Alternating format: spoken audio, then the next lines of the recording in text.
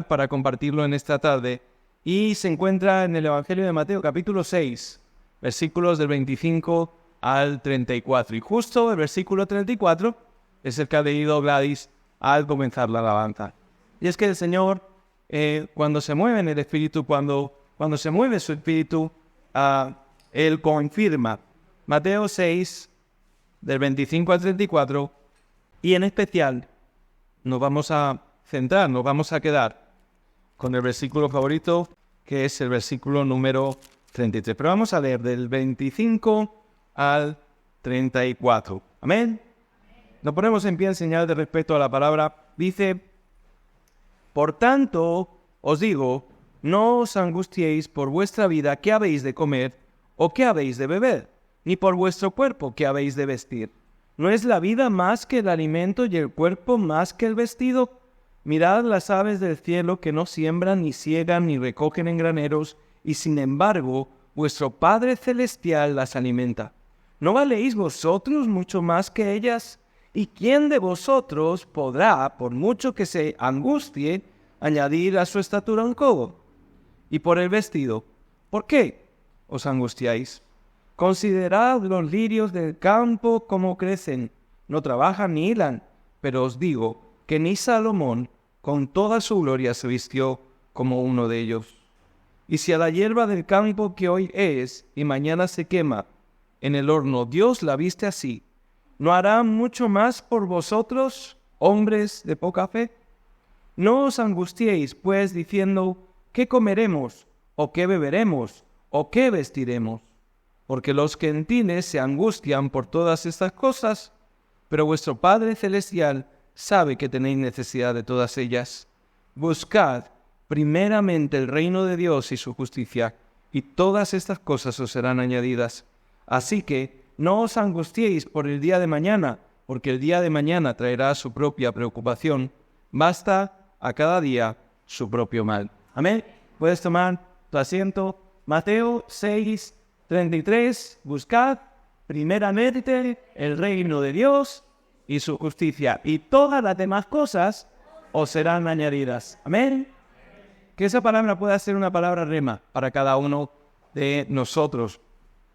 Creo que todos hemos pasado momentos de angustia en donde pensábamos que no íbamos a llegar al día de mañana, que no íbamos a llegar a poder cumplir con los propósitos, con los planes que nos habíamos marcado, ¿verdad? Creo que todos, de algún modo, en algún momento nos hemos angustiado. ¿Por qué comeremos? ¿Por qué beberemos? ¿Cómo nos vestiremos? ¿Cómo pagaremos el Netflix? ¿Verdad? ¿Cómo pagaremos el Amazon Prime? ¿Verdad? ¿Cómo pagaremos el último móvil que nos hemos comprado y que lo hemos financiado por 24 meses? De alguna u otra manera, todos en un momento de nuestra vida nos hemos afanado, nos hemos angustiado por algo. Y es normal, es normal. Si no fuera así, tal vez ya no estaríamos aquí. Todavía el calor nos hace sudar, el frío nos hace temblar, ¿verdad? Todavía cuando tenemos sed y entramos en un momento en el que sentimos hambre, porque forman parte de la vida. Ahora, lo que el Señor está queriendo señalar aquí es que no seamos animales. Dile al que tienes a tu lado, no eres un animal. No eres un animal. Darwin, no eres un animal. Aunque algunos dicen que venimos del mono, y digo yo que sigue habiendo monos colgados de los árboles, ¿verdad? Con lo cual, uno debemos de haber sido más listos que hemos bajado del árbol, ¿verdad? La Biblia nos enseña que somos una creación especial de Dios. Quiere decir que mientras que todo el resto de la creación Dios habló y fue hecho, en el caso del ser humano Dios se ocupó de una forma particular en crearnos y nos formó del barro, nos dice la palabra de Dios, y sopló aliento en nosotros. Así que no venimos del mono, no somos animales, aunque de vez en cuando tropezamos 2 o 3 veces sobre la misma piedra. Y es interesante porque los mismos que dicen que somos animales dicen que tropezamos 2 o 3 veces sobre la misma piedra, y un animal no lo hace. Pero bueno, más allá de esa contradicción, no venimos del mono, no somos animales. Y el Señor nos está diciendo, no sois animales. La preocupación fundamental y primordial de un animal, ¿cuál es? Buscar su alimento. Es matar o morir. Así es. Cuando vemos los documentales de Serengeti, ahí ves a los leones agazapados detrás de... No lo sabía, pero ¿sabéis por qué las cebras son blancas y negras? Va a despistar a los leones, pero yo decía, si la hierba que crece o el vegetal que crece es de un color amarillento o verde, el blanco y negro en el amarillo y verde destaca. Y resulta que los leones son daltónicos. Así que, como son daltónicos, las cebras se camuflan precisamente gracias al daltonismo de los leones. Lo que enseñan los documentales de la 2. Pero, más allá de eso, fíjate, el Señor nos está queriendo decir, no os preocupéis por las cosas más básicas de esa vida, porque ya yo me he encargado de ellas. Y es que caemos en la ansiedad. Mira, la preocupación es anticiparse a los acontecimientos, algo que trae consigo intranquilidad, temor, angustia o inquietud. Y, hermano, no tenemos nada seguro en esta vida.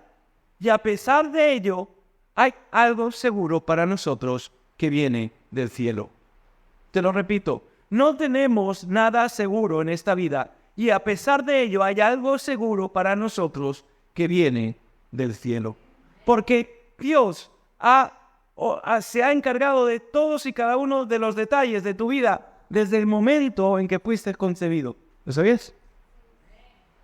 Desde el vientre, el Señor miró tu embrión y fueron escritas todas las cosas acerca de ti, dice el salmista. Por lo tanto, ¿cómo he de temer si el Señor ya tiene todo preparado? Por supuesto, eso no quiere decir que ahora me tumbo en la bartola y no hago nada, pero sí camino en esa confianza y seguridad de que Dios está al tanto de todo. Mira, la congoja, la aflicción, el dolor y la tristeza son distracciones. Son distracciones. ¿De qué? De lo que Dios quiere. Hermanos, nos perdemos en un mar de ansiedad y preocupación, afanados por qué pasará mañana. Y no sé siquiera si mañana amaneceré. Es por eso que el apóstol dirá aquello de, bueno, ¿y si Dios quiere? Porque tú haces planes de aquí para allá y dices, haré esto y compraré esto y el Señor te dice, bueno, si yo quiero, ¿no? Y ese es el kit de la cuestión. No preocuparnos de cosas triviales, aunque sí me ocupo de ellas, sino confiar plenamente en lo que Dios tiene reservado para mí. El comienzo de la ansiedad es el final de la fe. El comienzo de la ansiedad es el final de la fe. El comienzo de la verdadera fe es el final de toda ansiedad. Es por eso que el propio apóstol Pedro nos enseñará en la primera epístola, en el capítulo 5, versículos 6 y 7, humillaos bajo la poderosa mano de Dios, para que Él os exalte cuando fuere el tiempo, echando toda vuestra ansiedad sobre Él, porque Él tiene cuidado de vosotros. Ahora, un niño recién nacido está preocupado de que su madre o su padre le provean del alimento, le provean de el abrigo, le provean de la seguridad que él necesita. Según la encuesta, los bebés de recién nacidos, no. Bueno, un bebé no sabe contestar, pero ya te digo yo que no. Un niño de 3 años, ¿cree que está preocupado si su papá o su mamá le prepararán la comida al día siguiente? No. Pero es que ni siquiera a un chico o chica de 17, 18 años que vive en casa con papá y mamá se preocupa si va a haber un plato de comida en la mesa.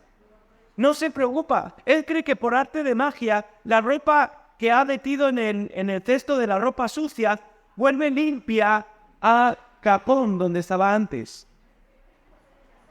Por algún proceso de dime qué, aquello que estaba sucio ahora está limpio. Y es así. Y planchado.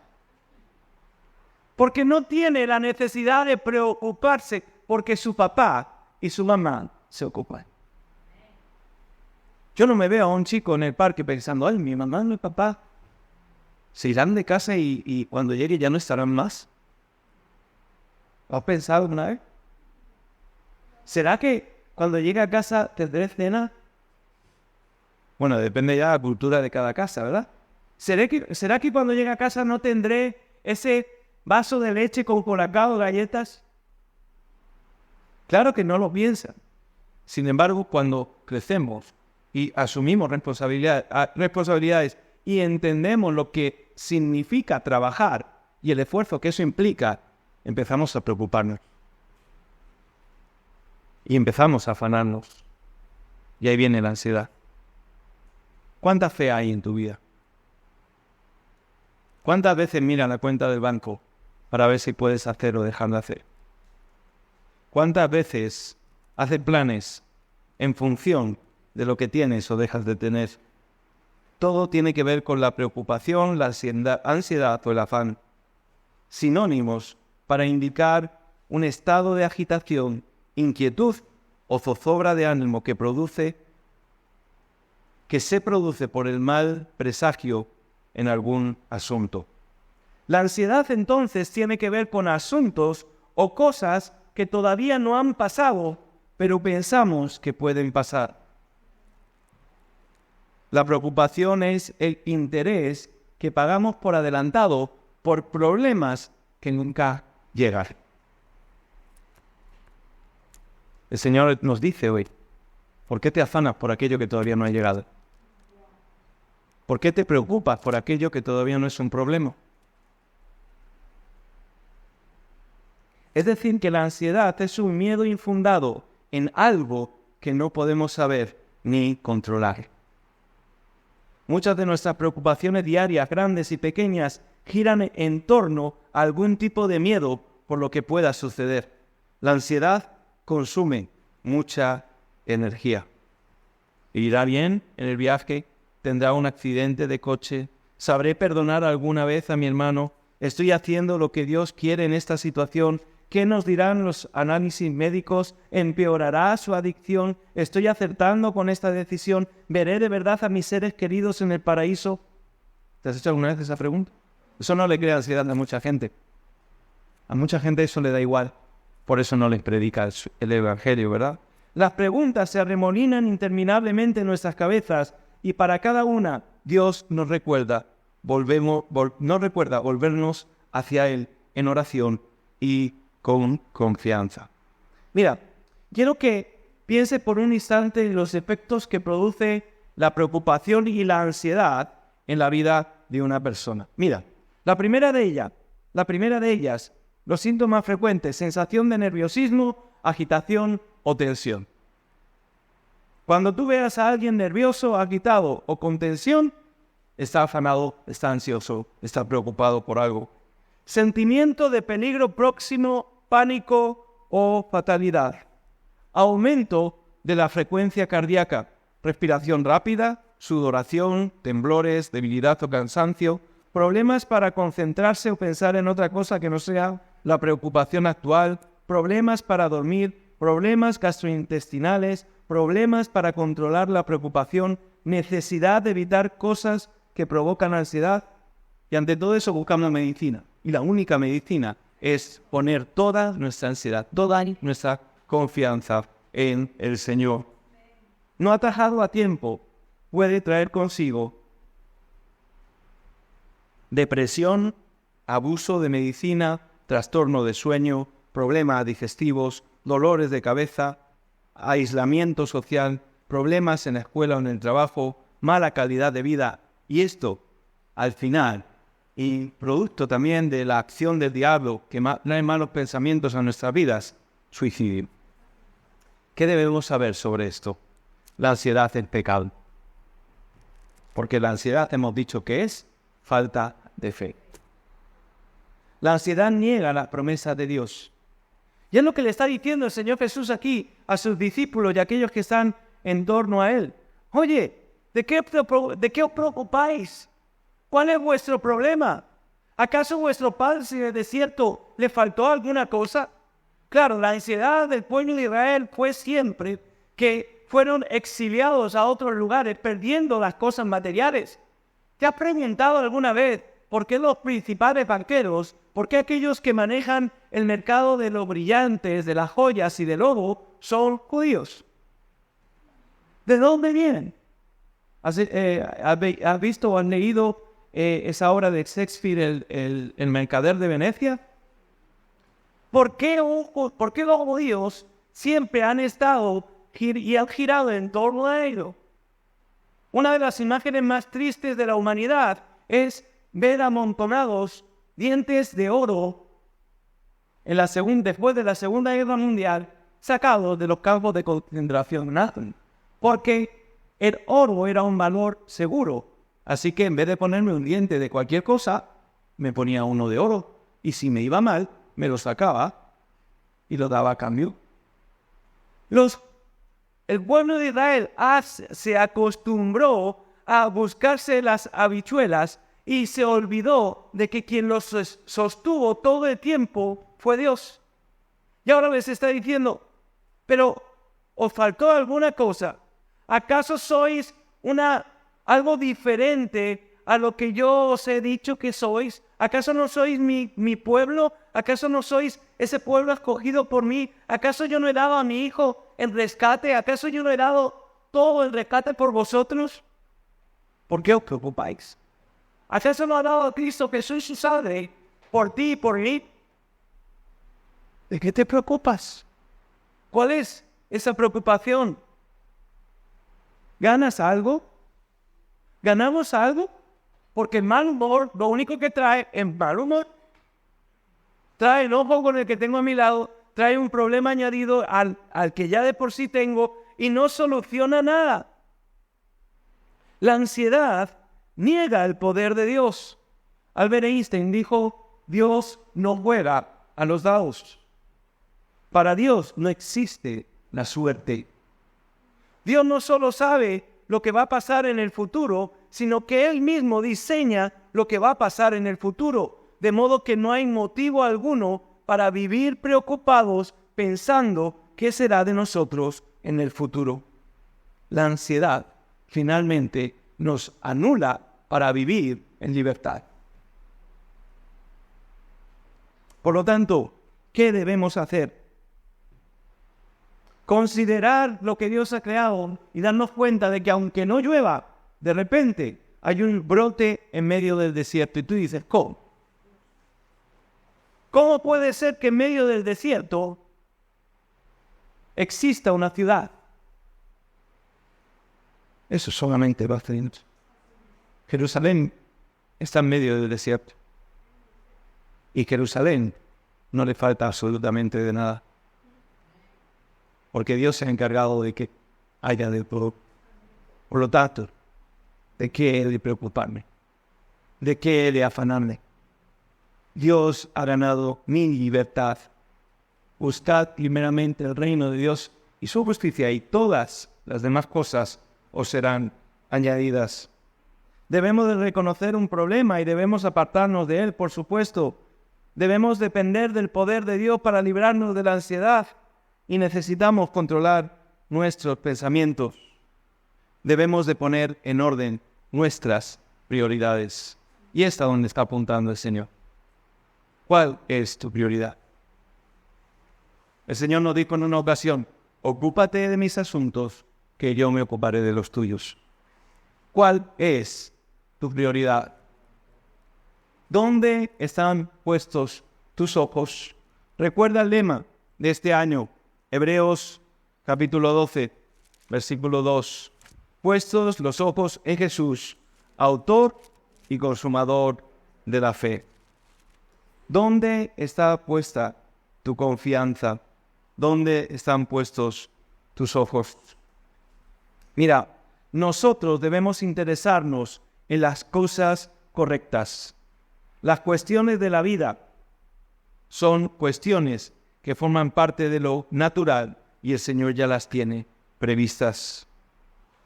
Pero hay un grupo de cosas que no nos debemos de preocupar por ellas. Sin embargo, hay otro grupo de cosas en las que sí debemos de estar ocupados y preocupados. Hacer la voluntad de Dios, cumplir con el propósito de Dios en mi vida, hacer aquello para lo cual Dios me creó.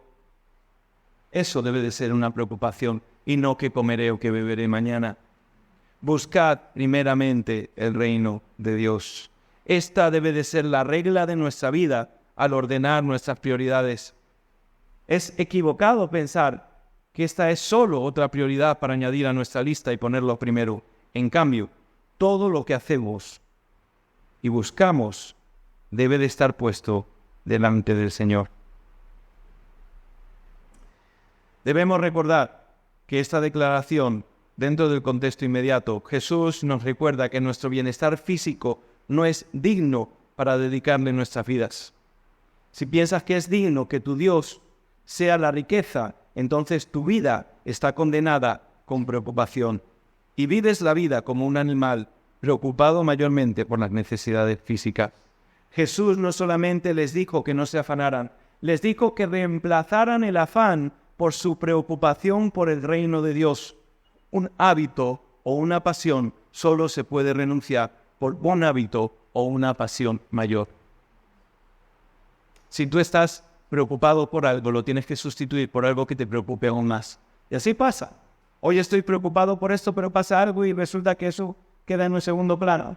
Resulta que le debo 100.000 euros al banco, pero llega una enfermedad y me da igual los 100.000 euros que le debo al banco porque el principal problema ahora en mi vida es la enfermedad. Y así ocurre. Por lo tanto, debemos de sustituir todo eso por aquello que es lo más importante en nuestras vidas, que solamente debe de ser Dios. Y todas las demás cosas os serán añadidas. Si buscamos primero el reino de Dios y no creemos que el bienestar físico es digno por el cual vivir nuestras vidas, entonces podemos gozar de todas las cosas.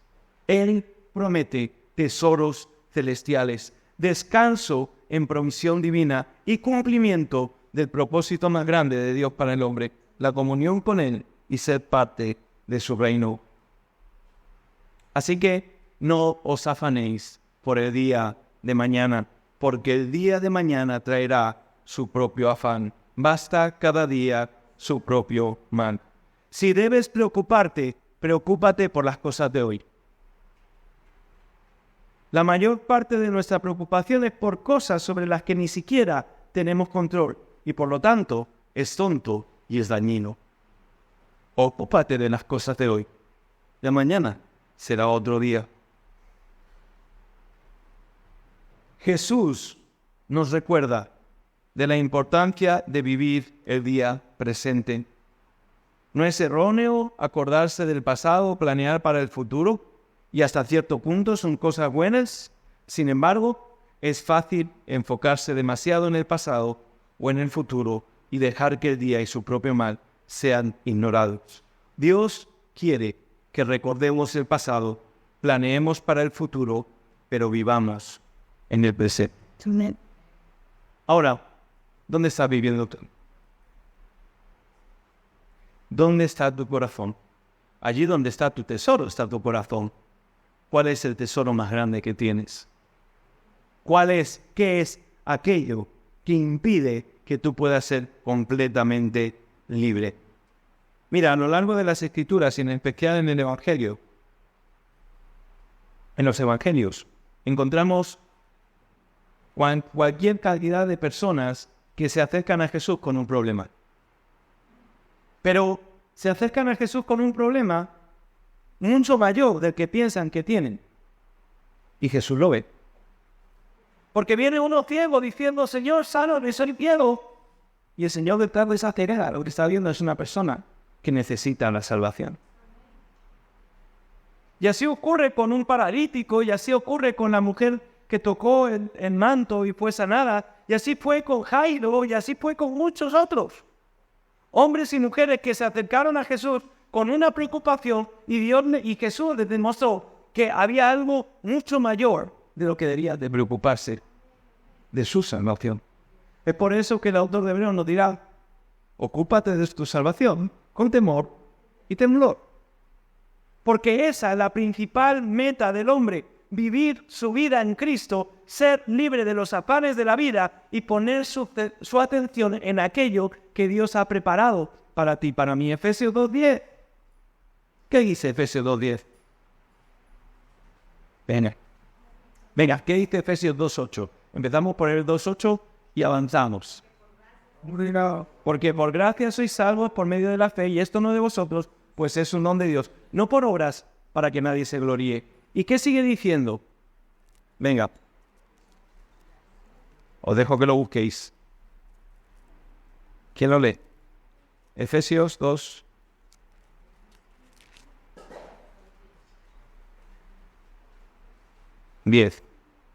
¿Quién lo dice?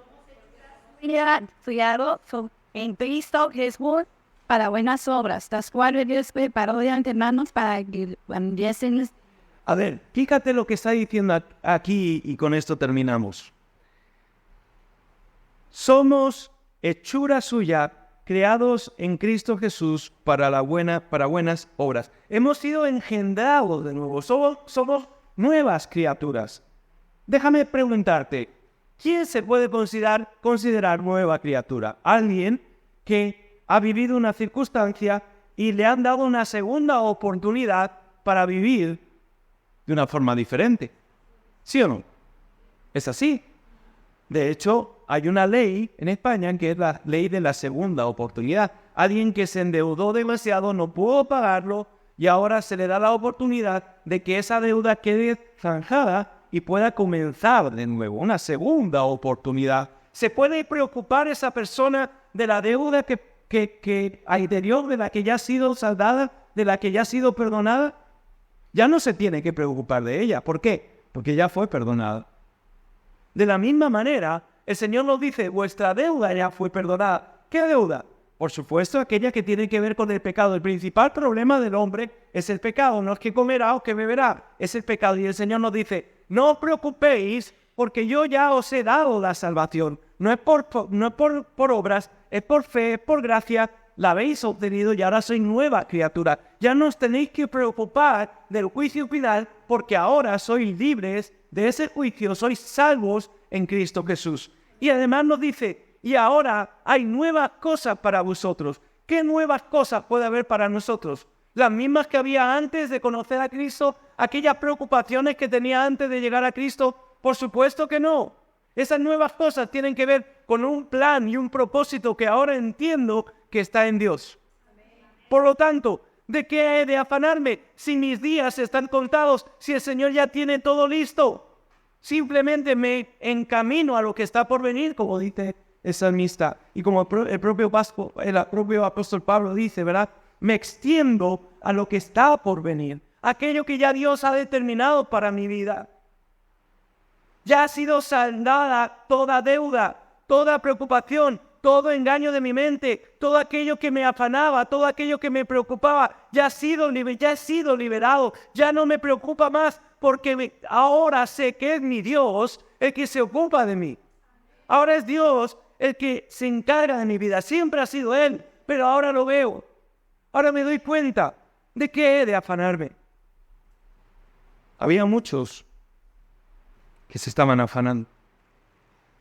Si Jesús dice algo es porque ha visto, ha comprobado la realidad. Las palabras de Jesús están llenas del conocimiento que le caracteriza. ¿Acaso uno de sus atributos no es que conoce todas las cosas?